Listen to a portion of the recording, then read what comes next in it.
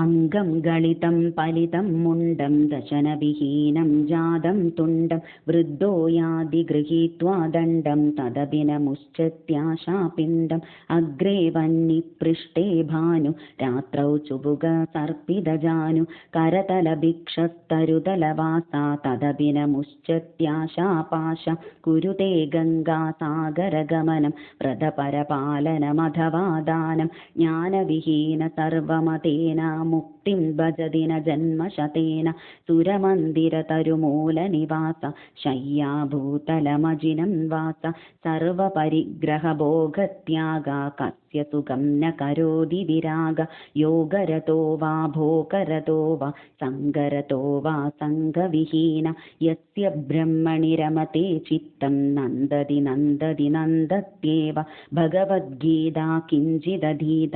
गङ्गाजललवकणिकापीद सकृदभियेन मुरारिसमर्चं क्रियते तस्य यमेन न चर्चा पुनरभिजननं पुनरपि मरणं पुनरपि जननी जडरे शयनम् इह संसारे बहुदुस्तारे कृपया पारे पाहि मुरारे हृद्या चर्पणविरचितकन्दा पुण्या पुण्यविवर्जितपन्द योगी योगनियोजितचित्ता रमते बालोन्मत्तवदेवाम् कत्वं कोऽहं कुत आयाता कामे जननी को मे तात इति परिभावय सर्वमसारं विश्वं त्यक्त्वा स्वप्नविचारं त्वयि मयि चान्यत्रैको विष्णु व्यर्थं कुप्यसि मय्य सहिष्णु भवसमचित्ता सर्वत्र त्वं वाचस्य चिराद्यदि विष्णुत्वं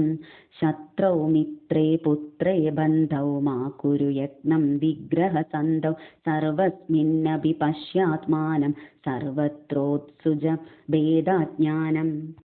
कामं क्रोधं लोभं मोहं त्यक्त्वात्मानं पश्यति सोऽहम् आत्मज्ञानविहीना मूढास्ते पच्यन्ते नगरनिगूढा गेयं गीता नाम सहस्रं ध्येयं श्रीपतिरूपमजस्रं नेयं सज्जनसङ्गे चित्तं देयं दीनजनाय च वित्तं सुखदक्रियते रामाभोग पश्चाल्हन्त शरीरे रोग यद्यपि लोके मरणं